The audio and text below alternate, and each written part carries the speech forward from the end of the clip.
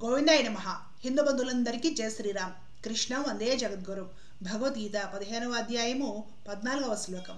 అహం వైశ్వానరో భూత్వా ప్రాణినాం దేహమాశ్రితః ప్రాణాపాన సమాయుక్తః పచామ్యన్నం చతుర్విధం.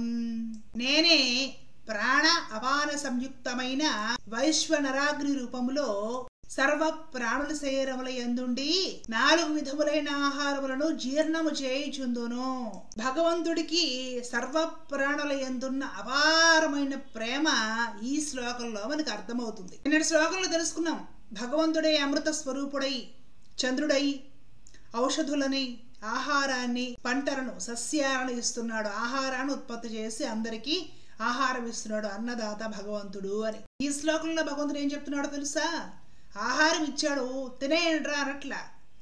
తింటే దాని లోపలుండి జీర్ణం చేసేవాడిని కూడా నేనే. మీ జఠరాగ్ని రూపంలో, మీ ఆకలి రూపంలో లోపల ఉండి మీరు తిన్న 4 విధాలైన ఆహారాన్ని డైజెషన్ లేదా జీర్ణము చేసేవాడిని కూడా నేనే. ఆ పని కూడా మీ కడుపులో ఉండి నేనే చేస్తున్నాను అని చెప్తున్నాడండి పరమాత్మ. ఎంతమందికి తెలుసండి పరమాత్మ ఇవన్నీ చేస్తున్నాడని తెలుసా? నాకేదో ఇవ్వలేదు, నాకేదో చేయలేదు, నన్ను చిన్న చూపు చూశాడు, నన్ను పట్టించుకోలేదు, పూజలు చేసి పిండి దీపాలు పెడితే నాకే అద్భుతాలు జరగలేదు, భగవంతుడు నా కోసం ఏమీ చేయలేదు. భగవంతుడు మన కోసం ఏమేం చేస్తున్నాడు, నిర్హేతుకమైన కృపతో ఎన్ని చేస్తున్నాడో తెలుసుకోండి భగవద్గీతలో. జఠరాగ్ని, కడుపులో ఆకలి కాలుతుంది అంటారు తెలుగులో, ఆకలి మండిపోతుంది అంటారు, ఆకలితో కడుపు కాలుతుంది అంటారు. ఈ కాలడము మండడము ఏమిటి? కాలడము మండడము దేని లక్షణం? అగ్ని లక్షణం, అవునా? జఠరాగ్ని అంటే ఏమిటి చెప్పండి? బాగా ఆకలి దంచేస్తుంది అని అర్థం. ఆకలి దంచిన తర్వాత తింటేనే తొందరగా అరిగిపోతుంది. విపరీతమైన ఆకలి ఎవరికి వేస్తుంది? కణకణమనే ఆకలి ఎవరికి వేస్తుంది చెప్పండి? బాగా శ్రమ పడే వాళ్ళకి కణకణమంటూ ఆకలి వేస్తుంది, అవునా? ఆకలి మీద తిన్నాము అరిగిపోతుంది. ఆకలి రూపంలో ఉన్నవాడిని నేనే, తింటే అరిగించేవాడిని నేనే, జఠరాగ్ని రూపంలో నేనే అందరి కడుపుల్లో ఉన్నాను అని పరమాత్మ భగవద్గీతలో స్పష్టంగా చెప్తున్నాడు. ఒక శ్లోకంలో స్వామి చెప్తాడు, ఎవరి ఆకలితో ఉండి కృషించినా అంతర్యామిగా ఉన్న కడుపులో ఉన్న నేనే సృష్టించిపోతున్నానని కూడా చెప్తాడు స్వామి. కాబట్టి అలిగి తిండి మానేయడం, ఎవరి మీద కోపంతో కక్ష సాధించడానికి తిండి మానేయడం, నిరాహార దీక్ష పేరుతోటి తిండి మానేయడం, ఇవన్నీ చేయకూడదండి. పైగా ఎవరికైనా అన్నం లేక పాపం ఆకలితో ఉన్నా వాళ్ళకి మనము దయతలిచి పట్టెడు అన్నం పెట్టి కడుపు నింపాలి. స్వామికి నిజంగా మనం చేసే నైవేద్యం ఏదన్నా ఉందంటే అదే గుర్తుపెట్టుకోండి. లోపల అన్నం అరగాలంటే ఆకలి అనే ఒక హీట్ కావాలి. ఆ అగ్ని రూపంలో కూడా నేనే ఉండి మీరు తిన్న 4 విధాలైన ఆహారాల్ని బాగా అరగదీస్తున్నాను. ఈ ఇంజిన్ బాగా పనిచేస్తుంది. పుట్టినప్పుడు పాలు తాగేటప్పుడు పసి కందుకి మొదలైన ఆకలి మనిషి ప్రాణాలు వదిలేసేసి శరీరం జర్జరీభూతమయ్యి వయోవృద్ధులైపోయేంత వరకు ఉంటుంది. కాకపోతే కాస్త మంది ఇస్తుంది, కానీ ఆకలి అయితే ఉంటుందా ఉండదా? ఆ ఆకలి వేయడానికి, తిన్నది ఆరాయించడానికి భగవంతుడే కారణం. భగవంతుడే ఆ పని చేస్తున్నాడు అందరి కడుపుల్లో ఉండి. సరే, చతుర్విధాలైన ఆహార పదార్థాలు, 4 రకాలైన ఆహారాలు భగవంతుడు లోపల ఉండి అరాయిస్తున్నాడట. ఏంటవి? పచామ్యన్నం చతుర్విధం. అన్నాన్ని పచనం చేస్తున్నాను అంటే అరుగుదల, జీర్ణం చేస్తున్నాను. చతుర్విధము 4 విధాలైన ఆహారాలను. ఏంటా 4 విధాలైన ఆహారాలు? అసలు ఏం తినాలి మనము? ఆహారము భక్ష్య, భోజ్య, చోష్య, లేహ్యములు అని 4 రకాలు. 4 రకాలుగా ఆహారము తీసుకుంటాం మనం. భక్ష్యములు అంటే నమలబడునవి, నోటితో నములుతాం కదండి, లోపల పళ్ళతోటి నమిలి మింగుతాం. ఆ నమలడానికి ఏమేమి ఉపయోగకరములు, ఏమేమి ఆహారాలు మనం నములుతామో అవి భక్ష్యములు. ఆ నమలడం ద్వారా తీసుకుంటున్న ఆహారాన్ని కూడా భగవంతుడు జీర్ణం చేస్తున్నాడు. అలాగే భోజ్యములు అంటే మింగబడే ఆహారాలు. పాలు, నీళ్లు ఏం చేస్తాం? గటగట తాగేస్తాం, అవునా? అంటే నవలాల్సిన అవసరం లేదు, అలాగా సునాయాసంగా తాగేస్తాం, మింగేస్తాం. వాటికి భోజ్యములు అని పేరు. వాటిని కూడా పరమాత్ముడే జీర్ణం చేసేస్తున్నాడట. అలాగే చోష్యములు అంటే పీల్చబడునవి. తెలుగులో చెప్పాలంటే జుర్రుకోవడం అంటారు. విన్నారు ఎప్పుడైనా? జుర్రుకోవడం అంటే దాన్ని ఆస్వాదిస్తూ జుర్రుకోవడం అనమాట. చెరుకు రసము, మామిడి రసం ఇలాంటివి కొన్ని ఉంటే ఎంత బాగుందో అనేసి జుర్రేయడం అనమాట. జుర్రేయడం అనమాట.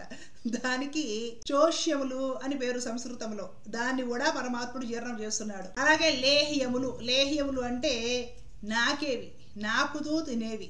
నాకందే మింగలేం. ఏంటవి? తేనె, అలాగే ఆయుర్వేదంలో ఉంటాయి కదా సరస్వతి లేహ్యము, చవనప్రాశి లాంటివి. ఏం చేస్తాము? తీసుకొని నాలుకేసి నాకేసి అలా అలా చప్పరిస్తూ మింగుతాం అనమాట. ఇలాంటి భక్ష్యములు, భోజ్యములు, చోష్యములు, లేహ్యములు 4 రకాల ఆహార పదార్థాలని భగవంతుడే అంతర్యామిగా అందరి కడుపుల్లో ఉండి జఠరాగ్ని స్వరూపుడై ఉండి ఆరాయింపజేస్తున్నాడు, ఆకలి కలిగిస్తున్నాడు, ఆకలి పెంచుతున్నాడు. ఈ విషయము బుద్ధి జ్ఞానం ఉన్న మనిషికి తప్ప సకల ప్రాణులకి తెలుసు.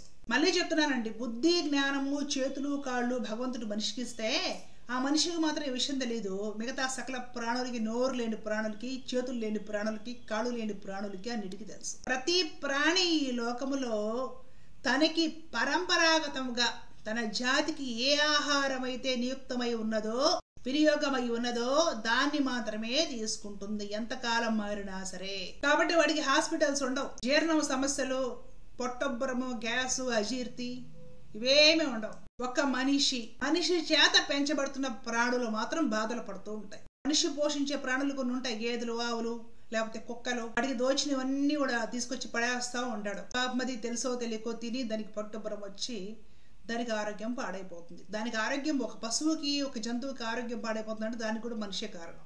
అలాగే మనుషులు పొట్టలోకి ఏదో ఒకటి వేసేయడమే. భగవంతుడే కడుపులో ఉన్నాడు, భగవంతుడే అరాయింపజేస్తున్నాడు, భగవంతుడే ఆకలి పెంచుతున్నాడు, భగవంతుడు ఈ డ్యూటీ చేస్తున్నాడు అన్న విషయం తెలిస్తే పురుగు మందులు కలిపిన కూల్ డ్రింకులు తాగుదామా? Chinese food, Japanese food, Mexico, అమెరికాను రకరకాలు పళ్ళతో తీసుకుతునేవి కొన్ని, ఆ పళ్ళ చెంచాలతో తీసుకుతునేవి కొన్ని, ఏవి పడితే అవి సాసులని ఎవని ఇవని ఏవేవో వేసేసి బండ్ల మీద ఎక్కడ పడితే అక్కడ ఐఎమ్ ఏ ఫుడ్ అయ్యి ఫుడ్ కోసం ప్రాణాలు ఇచ్చేస్తాను. ఏది చూస్తే అది గబా గబా తినేయడం, దానికి ఫుడ్ ఎంజాయ్ చేయడం అని పేరు. ఆకలేస్తుంది, అన్నం తినాలి అనే స్థితిలో మనిషి ఎంతకాలం ఉంటాడో మనిషికి రోగము రాదు, దరిద్రము రాదు. ఫుడ్ ఎంజాయ్ చేయాలని ఎప్పుడైతే మనిషి మాట్లాడతాడో వాడికి సమస్త రోగాలు వచ్చి కూర్చుంటాయి, దరిద్రుడు అయిపోతాడు. గుర్తుపెట్టుకోండి. ఆకలేస్తే కడుపు నింపుకోవడానికి ఆహారం కావాలి. ఆహారం భగవత్ స్వరూపమే. ఆహారం తీసుకుంటే ఆరాయింపజేసేవాడు భగవంతుడే. ఆ ఆహారం కోసము సమయానికి ఆకలేసేది కూడా ఆకలేసేలా చేసేవాడు భగవంతుడే. మంచి ఆహారం తీసుకోవాలి, వీరినంత వరకు నాణ్యమైన ఆహారం, శుద్ధమైన ఆహారం తీసుకోవాలి. ఆహారం తీసుకునేటప్పుడు కూడా జాగ్రత్తగా మనసుతోటి ప్రశాంతంగా పవిత్రంగా కూర్చొని తినాలి. ఎక్కడ పడితే అక్కడ, ఎలా పడితే అలాగా, ఏది దొరికితే అది గబా నోట్లో వేసేసుకోవడమే. పిల్లలకి గ్యాస్ ట్రబుల్స్, కుర్రాళ్ళకి గ్యాస్ ట్రబుల్స్. చిన్నప్పుడు ఫుడ్ పాయిజన్ అనే పేరుంటే భయపడే వాళ్ళు ఇప్పుడు ఎవరికి భయం లేదు. పిల్లలకు కూడా ఫుడ్ పాయిజన్ అయిపోతుంది. ఫుడ్ పాయిజన్ అంటారు, మాత్రలు వేసుకుంటారు, కుదరపోతే హాస్పిటల్లో 2 రోజులు జాయిన్ అయ్యి ట్రీట్మెంట్ తీసుకుని వచ్చేస్తారు, మళ్ళా తిండి మానదు. ఇవన్నీ కూడా దరిద్రం పట్టించే పనులు. ఏ ప్రాణి ఏ పడితే అవి తినదండి, మనిషి ఒక్కడే తింటాడు. క్యాన్సర్లు వస్తున్నాయి, అల్సర్లు వస్తున్నాయి, కాలేయాలు పాడవుతున్నాయి, ఊపిరితిత్తులు, గుండెలకు సమస్యలు వస్తున్నాయి. ఎంత మంది చెప్పిన డాక్టర్లు, సైంటిస్టులు అబ్బే ఆగితేగా. ఈ విధంగా నోటి రుచుల కోసం ఏవి పడితే అది, ఎలా పడితే అలాగా తినేస్తూ ఉంటే అపచారం మనం భగవంతుడికి చేస్తున్నాం. లోపలుండి అరాయిస్తున్నవాడు పరమాత్మ. గుర్తుపెట్టుకోండి. అపచారం ఎవరికి చేస్తున్నాము? భగవంతుడికి అపచారం చేస్తున్నాము. భగవంతుడు లోపలుండి అరాయిస్తున్నాడు అన్న విషయం మనకి గుర్తుంటే ఏవి పడితే అవి తింటామా? అరే బిర్యానీలు, గోమాంసాలు కలుపుతున్నారన్న విషయాలు మీడియాలో విపరీతంగా వార్తలు వస్తున్నాయి. ఎన్నో హోటల్స్ మీద దాడులు చేసి గోమాంసాలు పట్టుకుంటున్నా సరే లెక్క లేకుండా తినేస్తున్నారంటే బిర్యానీ అని. అపచారం ఎవరికి చేస్తున్నట్లు? జఠరాగ్ని స్వరూపంలో కడుపులో పరమాత్ముడు ఉంటే ఆయనకి అపచారం చేస్తున్నాము. ఈ చెత్తంతా పడేసి నువ్వు అరాయించవయ్యా అని భగవంతుడికి వదిలేస్తున్నాం మనం. అవునా కాదా? చేయొచ్చా ఈ పనులు? గుర్తుపెట్టుకోండి, భగవంతుడు ఎక్కడెక్కడ ఉన్నాడంటే ఎక్కడెక్కడ లేడు. నీలో ఉనికి భగవంతుడే ఉన్నాడు, అంతర్యామి ఆయన, ఆత్మస్వరూపుడై ఆయనే ఉన్నాడు, కడుపులోనూ ఆయనే ఉన్నాడు. మనం చేసే పనికి మాలిన పనులన్నీ కూడా భగవద్ అపచారాలు గుర్తుంచుకోండి. ఇవి వదిలేసి గుడికి వెళ్ళినప్పుడు అలా అయిందండి, ఇంట్లో ఇలా అయిందండి, పూజ చేస్తుంటే దోషమా? ఏది దోషమో కరెక్ట్ గా తెలుసుకోండి. భగవద్గీత చదివి మీకు అర్థమవుతుంది. ఇంతకు ముందు చెత్త పశువులు తినేవి, ఇప్పుడు చెత్త మనిషి తింటున్నాడు. భగవంతుడే లోపల జీర్ణం చేస్తున్నాడు అని తెలుసుకుంటే వీరినంతలో మంచి ఆహారం తీసుకోండి. ఏవి పడితే అవి డొక్కలోకి వేసేయకండి, ఏవి పడితే అవి తినకూడదండి. భగవద్ అపచారం అవుతుంది, ఆరోగ్యం పాడైపోతుంది, జఠరాగ్ని మందగిస్తుంది, ఆకలి మందగిస్తుంది. అలాగే గ్యాస్ సమస్యలు వచ్చేస్తాయి. గ్యాస్ ఎక్కువ కొట్టేసేసి హార్ట్ స్ట్రోక్లు వచ్చేస్తాయి. మాంసాహారం తీసుకునే అలవాటు ఉన్న వాళ్ళు ఒక లిమిట్ ప్రకారం ఎప్పుడైనా ఒకసారి రోజు అదే పనిగా రోజు బిర్యానీలే. ఇదంతా కూడా భగవద్ అపచారము. దేనికైనా సరే అసలు వద్దని చెప్పను, ఒక లిమిట్ ప్రకారం ఉండండి. అదే మనకి ఎప్పుడు కూడా శ్రేయస్సు కలిగించేది, గుర్తుపెట్టుకోండి. లోకా సమస్త సుఖభవంతు. జై శ్రీరామ్, జై భారత్, జై హింద్. కృష్ణ అర్పణ.